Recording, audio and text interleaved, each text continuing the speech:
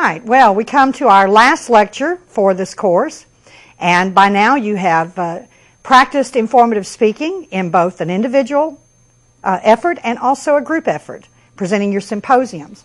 We're going to look at, we're now moving up to, I guess, the higher end of speaking, and that's persuasion. Persuasive speaking is, you'll do more persuasive speaking in your careers than any other.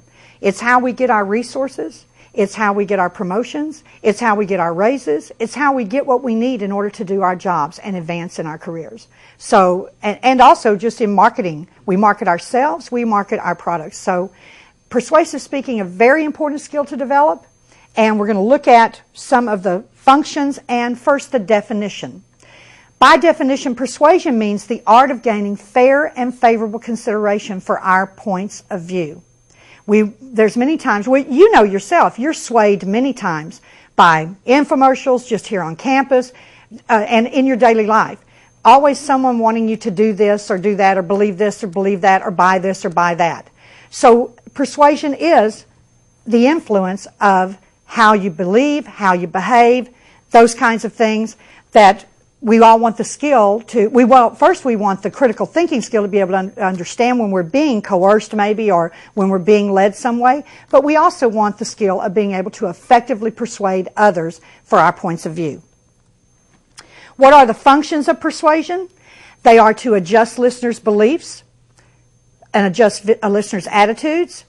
Another function is to answer opposing views, and in this course, the persuasive speech that you will give, that you and a speech partner will take opposing sides of an issue, maybe a social issue, maybe an environmental issue. One of you will present this side of it, and the other will answer that opposing view. So you'll be practicing that function of persuasion in this class. And the final function of persuasion is to urge others to act. This is something many times we can have a wonderful persuasive case, we can build a great case, we can have all the evidence, everything's there, but we fail to call our audience to act. We fail to tell them what we want them to do, how we want them to behave, what they need to do in order to adopt X, Y, or Z. So calling to act is a very important function of persuasion, and we need to do that in all our speeches, all our persuasive speeches. There are 7 characteristics that distinguish persuasion from informative speaking. The first is you're urging a choice. You're urging a choice rather than just, remember, we were revealing or clarifying options before when we informed. That might be one of the functions of informative. But in this case, you are giving reasons for your audience member to choose the way that you're going to direct them. The second distinguishment between persuasion and informative is you're advocating. Think of yourself as being, I'm the lawyer for my point of view. I am the advocate who is going to represent my point of view in such a fine light, and it's so proven that you have no choice but to see my point of view and to do what I'm asking you to do. So you're advocating rather than what you've done before, and that was to teach. A third distinguishing characteristic, and this is really important, you see on this slide, I've even changed the color so it highlights. This time, your supporting materials are going to be evidence. Not illustration, not enlightenment, but evidence. You're going to make a case for your topic, make a case for your position on that topic. And so this time, support needs to be stronger. It needs to be in the form of evidence. And I'll show you in a moment how the different types of support are going to change just a little bit so that becomes strong evidence for your case. Another distinguishment is the audience is being asked to commit, where before I've cautioned you, don't ask the audience to do that. So you're not informing, you're not sharing, although you are you're going to tell your audience a lot about this subject. You're going to build that good evidence that you need, your proofs for your point of view or your position, but this time you're going to ask that audience to commit to something definite. Not just, general, but definite, and that will make for strong persuasion.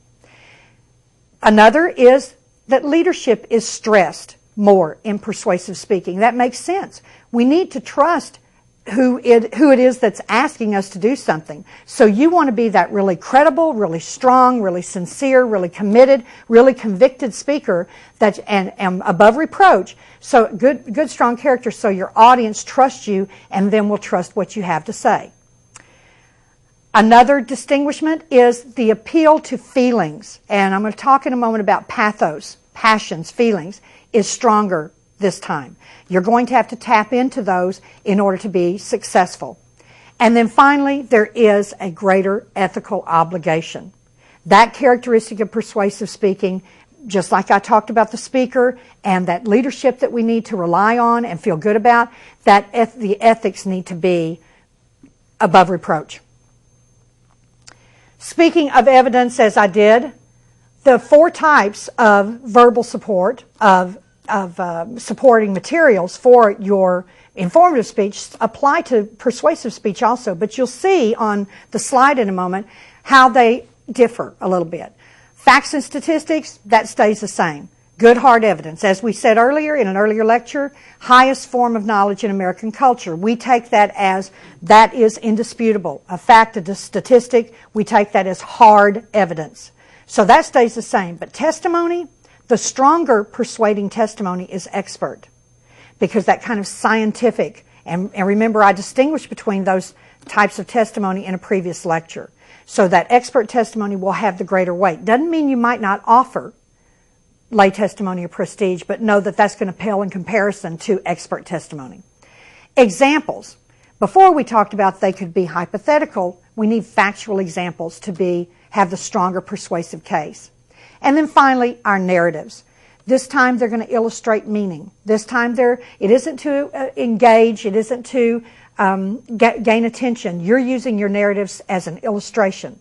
So you can see that the types of supporting material are used as evidence, and there's a certain way to use those different supports so they are proofs as opposed to illustrations.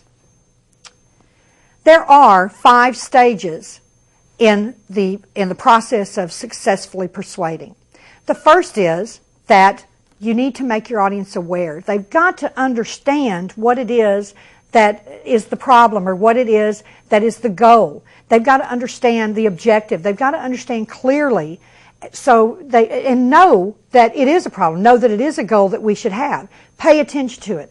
And how, again, local application, how does that affect us? How are we affected by that?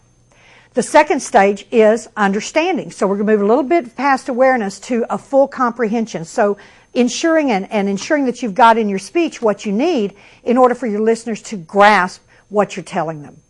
The third stage is agreement.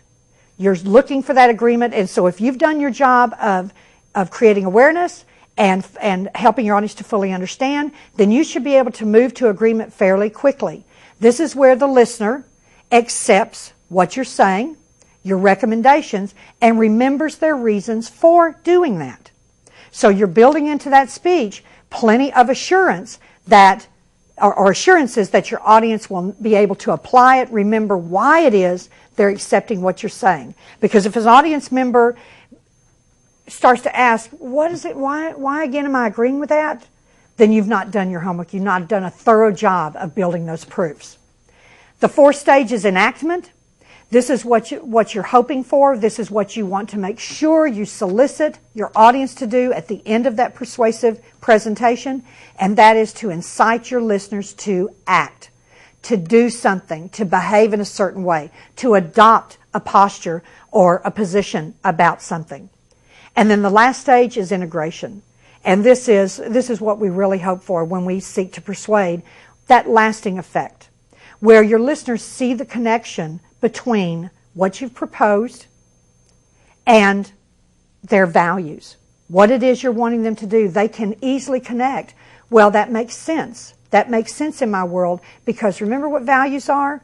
The way things are supposed to be, the way things should be, that perfect world that we want.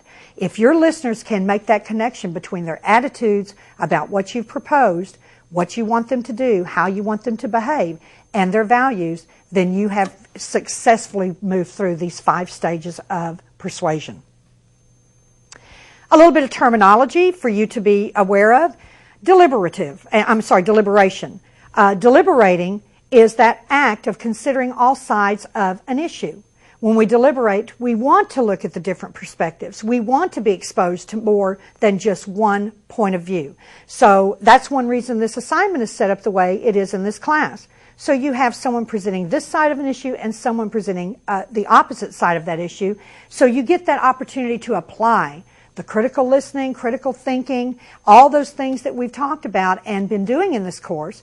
And then you can deliberate and make good decisions, better decisions, because you have been exposed to more than one point of view. Another persuasive term is debate. You know what this is. It's where you have one person talking about an issue and that person is on the opposite side, but it's not done just solo. You've got actually an interaction and a pro and con and a statement and a response. So debate is another term that you want to be familiar with. And you're welcome to debate, to adopt debate as your style of presenting your persuasive presentation in this class. If your persuasive partner agrees to that, all you need to do is let your instructor know that you want to present that information as a debate. A little more terminology.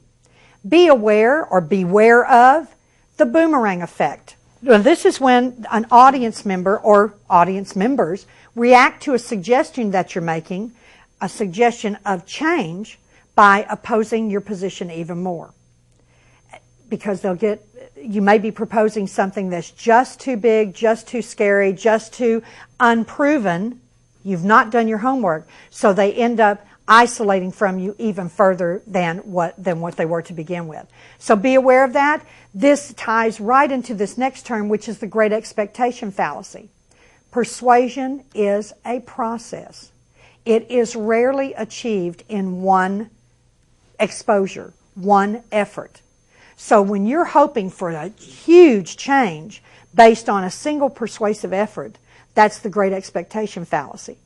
And if you build so you want, what's reasonable? What would be reasonable to ask my audience to do?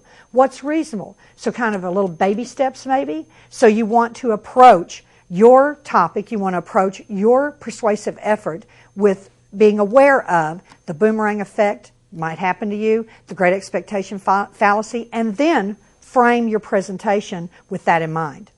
But also be aware of another persuasive term, and that's kind of a phenomenon. It's called the sleeper effect. The sleeper effect means that your persuasion may not have produced your effort may not have produced those immediate results, but later on, that audience was affected enough. That audience, it was proven, but it took them a while to integrate that. It took them a while to act on that. So this is that delayed reaction that follows integration. I have an example of a sleeper effect that happened to me. One of many, I'm sure. We're all exposed to those. But when I was doing my graduate work, I'd be up really late at night, sometimes to the wee hours of the morning, working on my research or my thesis. And I'd stumble downstairs and turn on the television just for a little distraction. And at 2, 3 in the morning, what you see are infomercials. Well, in my weakened state, I became intrigued with this one infomercial that came on over and over and over again. And speaking of persuasion being a process, and it was for a Red Devil barbecue pit. Oh man, I wanted this barbecue pit. It was like none I'd ever seen. And this Red Devil barbecue pit, and I'm not going to tell you the whole story of it, because when I talk about persuasive designs in a moment, I'll just go through the stages. But I did not purchase that barbecue pit from that infomercial. But 2 or 3 years later, I'm walking through a department store, Home Depot, something like that, and saw one very much like it. And when I saw one very much like it, I purchased that. And I've always looked back at that as my sleeper effect. I could not let that go. I couldn't get it out of my mind that I wanted that. That is a sleeper effect. You can have the same kind of sleeper effect with changing your mind about something, changing your attitude about something, changing your beliefs, your behaviors.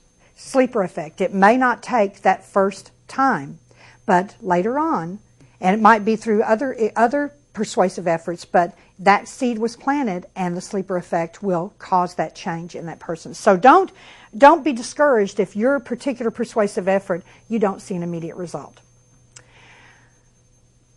Let's look at reluctant listeners, because some of us are going, in our presentations in this class, are going to end up with the more unpopular position or stance on an issue. And we're going to agree to it, because I will tell you that just because it's unpopular does not mean you cannot have successful persuasion. But knowing that you have a reluctant audience, that you're very likely to have opposition more than the person who's presenting the other side of the issue, there's a few things you can do to ensure success, or to have a better product, to have a better presentation product. And that is first to use the coactive approach. Well, what is this? This is where you frame your presentation with that recognition, hey, I've got a tougher road to hoe. I've got an uphill battle here. So you first identify with the audience. This is going to put your audience at ease. Find those commonalities and express those, so your audience doesn't, from the get-go, view you as on the other side of them. The second thing that you do in the coactive approach, in order to gain the trust and have a better effort with a reluctant audience, is to start with agreement. Find things about the issue that the audience and you and your opponent are able to agree on. So this, again, is going to assuage those fears, that apprehension the audience is going to have. The third thing under coactive approach is to explain rather than argue. So your language is going to change. Your language will be more effective as explanations rather than adversarial. And then finally, you may want to make a multi-sided presentation. This is the fourth aspect of a coactive approach. This is where you compare your position with others on that matter in a favorable way. So you're trying to move away from being as adversarial, as argumentative, and we'll talk about argumentative in a moment, but you're trying to move away from that in order to eliminate some of that reluctance to hear you out. In removing barriers to your audience listening to you, and removing barriers to your audience committing to what you want them to do, you need to do three things. First, provide what they need. They're going to need information about that matter, about that topic, about your position on that topic. So make sure you've given the information that they need, and that's going to remove the barrier to commit to you. Another is to affirm their values. Again, in identifying with the audience, really good if you show your values are my values. So there's that identification, there's that comfort zone. And then apply those values. It's hard for people to give up their values. Might change their attitudes, might change their beliefs. Values are another thing. So apply those values to what you are promoting, what you are persuading about. And then finally, strengthen your credibility. You want to do this by citing respected authority. Hey, it's not just me. Someone that you know is admired or trusted or respected. Show your own sincerity. Show your own conviction. And so in that kind of silent witness to what you're saying, your audience is going to be more likely to commit to what you're asking them to. So that is kind of persuasion in a nutshell. What it's about, a little bit of the terminology, some of the method. We want to move on now to how to persuade. How do we persuade? Well, you do that through building powerful arguments. Argumentative persuasion. What is that? That's when you're building arguments. Now, and I want to get clear on this, because you will tap into passions and emotions. But argumentative persuasion is rooted in proof. You're building them out of evidence. You're building them out of reasoning. So this is where you justify what you have to say. You justify your position. You address judgment rather than impulse. And like I say, not abandoning that emotional aspect, but you're addressing judgment. Let's judge this. Let it stand on its merit. And then finally, argumentative persuasion honors intellectual behavior. When we are developing our proofs, again, we're acting as the advocate. Well, I am representing my position. And I'm going to tell you why this is a good position. I'm going to tell you why this is a sound position. Why this is the position that you need to adopt. This is the way you need to think on this subject. This is the way what you need to do. This is why you need to do it.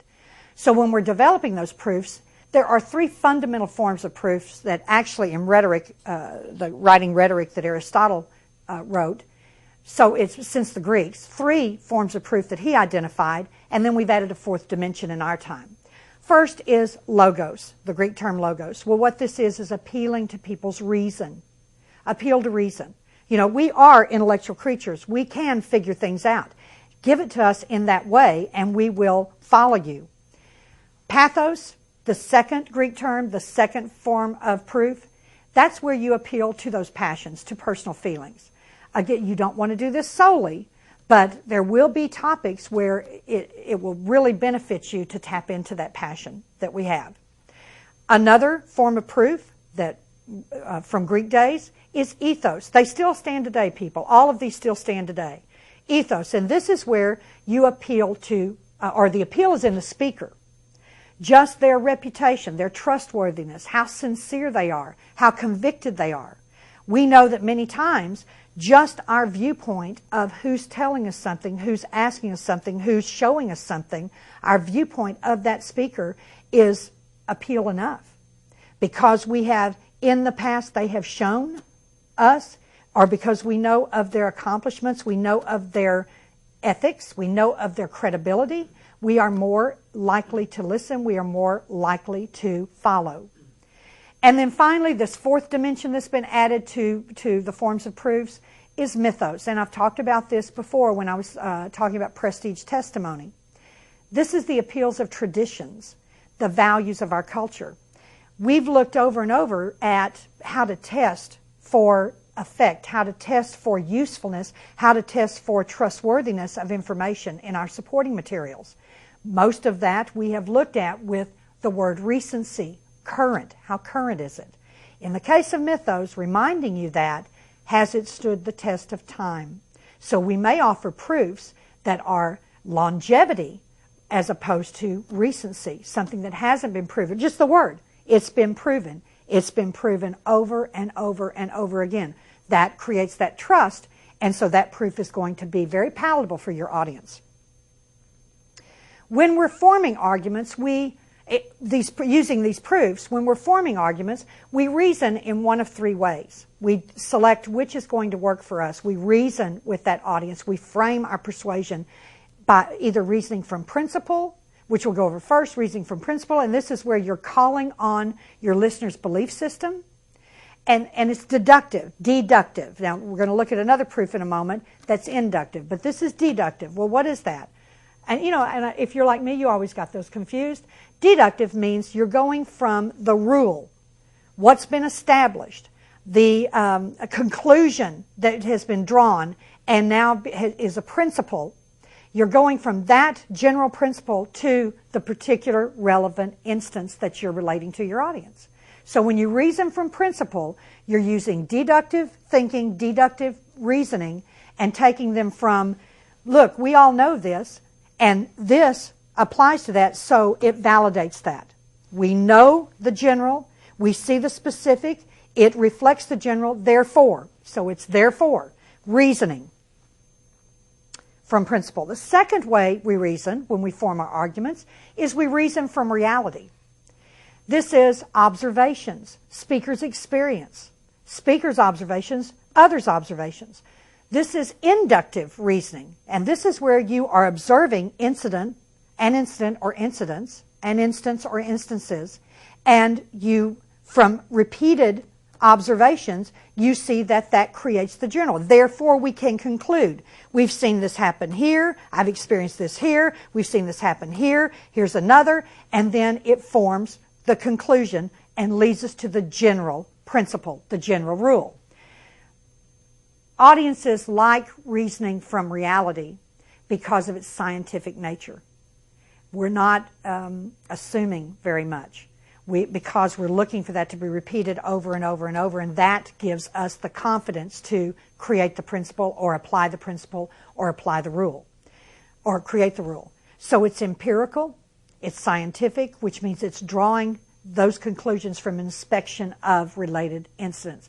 The more times it's observed, remember that if you're offering reasoning from reality, the more times it's observed, the stronger and the more confident your audience is going to be in the conclusions that you're leading them to. And then finally, reasoning from parallel cases or analogy. In that case, you consider similar situations. There's a related situation that you're giving to your audience, so that analogy that you're offering becomes the model. And then you draw your lessons or conclusions. Hey, if this is going on here and you can see this is very similar, then therefore we can conclude that this would happen or this would be, or the benefit is, whatever, however you are directing your audience. This is really helpful, reasoning from parallel cases, reasoning from analogy, really, really helpful in the case of unfamiliar or abstract kinds of things, from difficult problems, and things that you need to put in concrete terms because the audience is not going to understand it as well if you offer it reasoning from principle, reasoning from reality. So reasoning from parallel cases is helpful in those areas where it's an abstract or technical concept that you are talking about. Let's look, and I talked about a little earlier, I mentioned we would look at speech designs that are inherent to persuasive speaking. There are 3 to choose from, primary ones to choose from. The first is problem solution. In this case, you explain the problem and you convince your audience that it is a problem. You may really have that as a job cut out for you more so than your speaking, the opponent who will be speaking on the other side of that issue. In your case, you may need to really put some time and effort into explaining the problem to your audience. Remember, understanding, awareness and understanding, this would be part of that process. And then show the solution. And in the case of strong persuasion, effective persuasion, why the solution you're recommending is the best solution, the better one than your opponent has, or the better way to go in order to solve the problem that you have convinced your audience, that you have persuaded your audience, that you have proven to your audience exists. The second design that you might choose from, depending on what your topic is, depending on what your position is the refutative design. In this case, your opponent is going to state X, Y, and Z. You would, in your speech, refute, show opposition for, offer proofs that not X, not Y, not Z. So you're answering the opposing view and countering that with what it really is. So you're going to offer that also. And then finally, the third speech design that you may want to choose, and you've seen this when you've been exposed to this one. It's my Red Devil Barbecue Pit example. Every infomercial that I can think of, and watch a few of them and see if what I'm saying isn't true, uses Monroe's motivated sequence design. It was a professor who came up with this design, and as I said, extremely effective as a persuasion tool. It has 5 steps, just like Dewey's reflective thinking sequence has 5 steps. There are 5 steps in this design. First is to gain attention. Second, establish need. The third is to show satisfaction. The fourth is to offer visualization. And the fifth is call to act. And let me say this, and I've changed the color on this slide for a reason. All speech designs, everything up there, problem solution, refutative, Monroe's motivated sequence, all of those designs should conclude with a call to act or adopt. Act in a certain way, adopt a certain posture. Be specific in your instructions, in your conclusion, so your audience understands what they need to do. Don't be general here.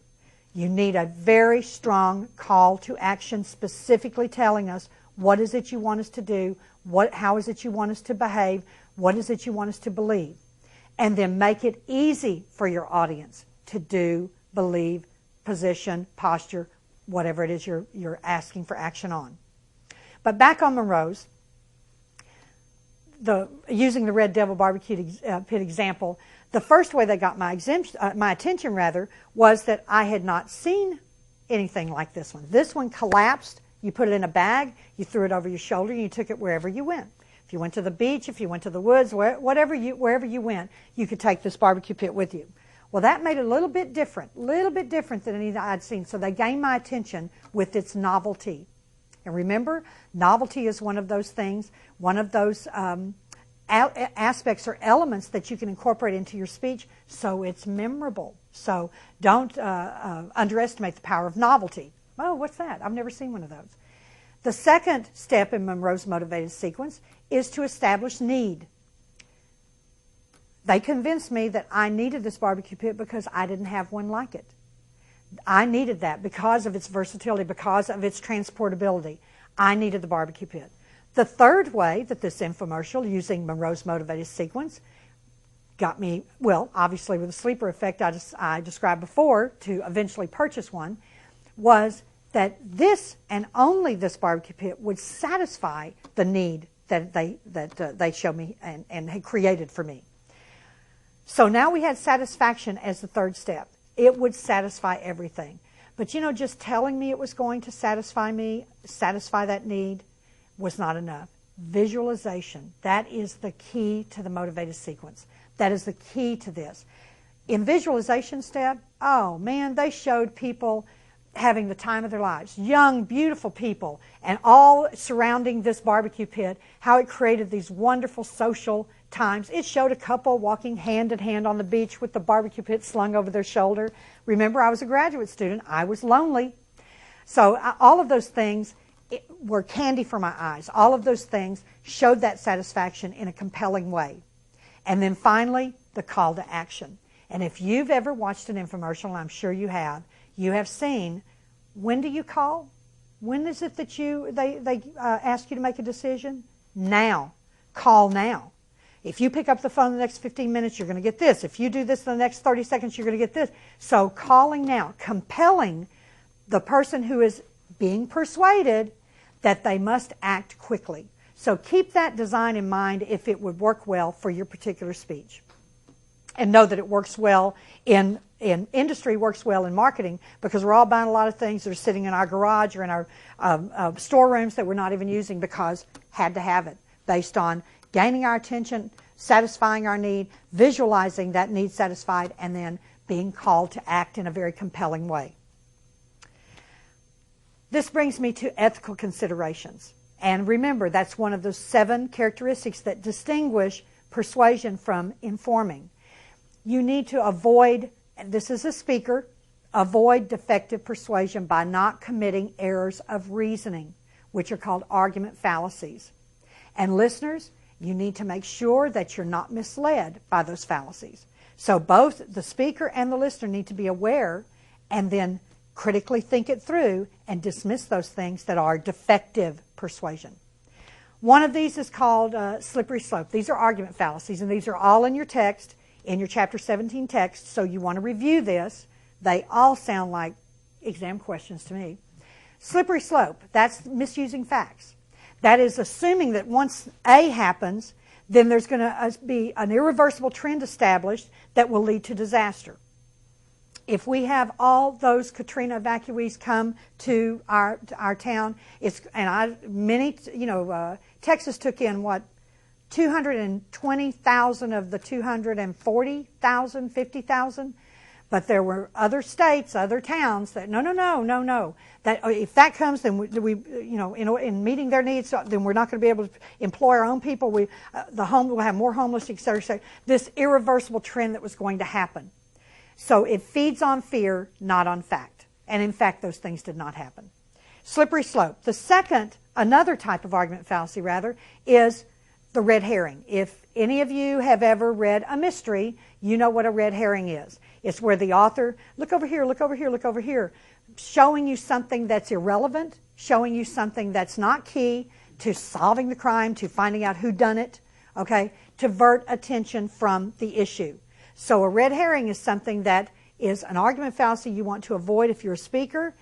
Remember, everything in your presentations should move your audience toward your goal, toward your central idea in your thesis or your thesis statement.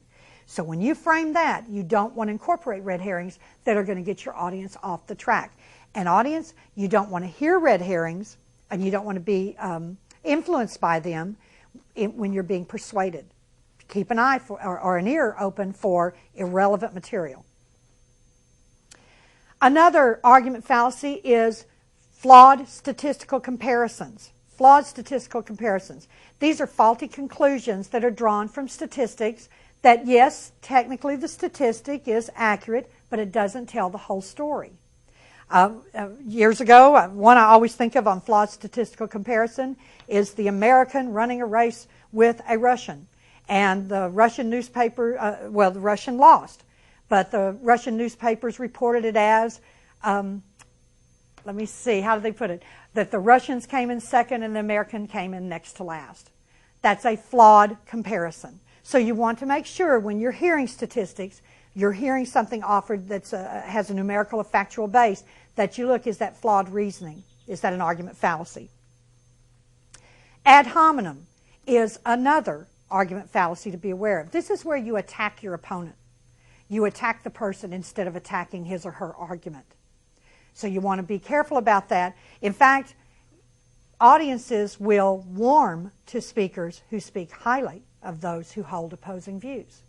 Showing respect for those who hold opposing views makes us feel good about the goodwill that demonstrates.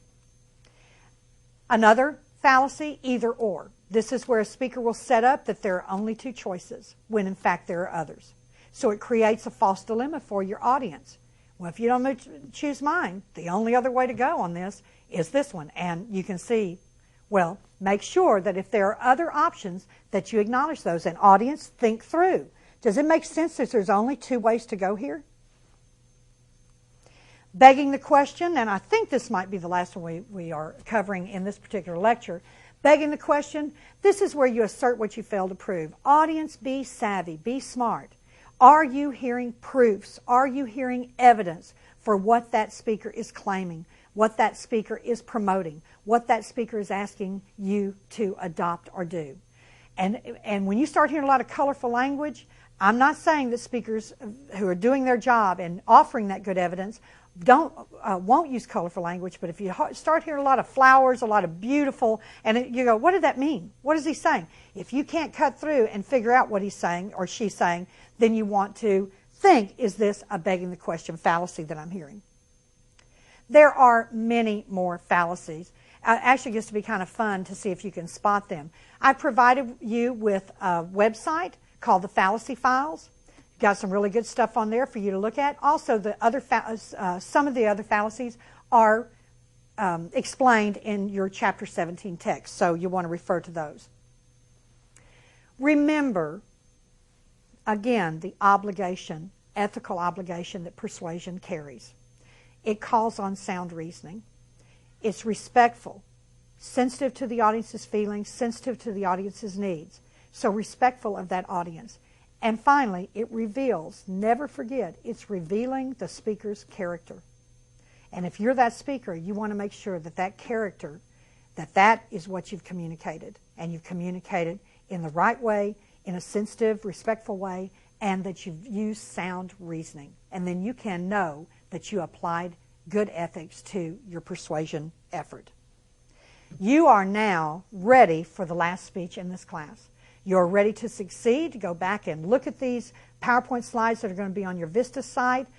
Read that chapter. Again, I cannot stress enough, these lectures have not been a substitute for your textbook. Your textbook gives really good information. A lot more examples, a lot more explanation than I have time to give in these oral lectures. So you want to use that text, that electronic text, rely on the PowerPoints and the lectures as supplemental material to that, review type material, and then you will be adequately prepared to this last speech assignment, all your speech assignments in this class, and for the exam you'll take at the end of this course. And I wish you great success in your speeches in this class and all the presentations that you give beyond that. Thank you. Bye-bye.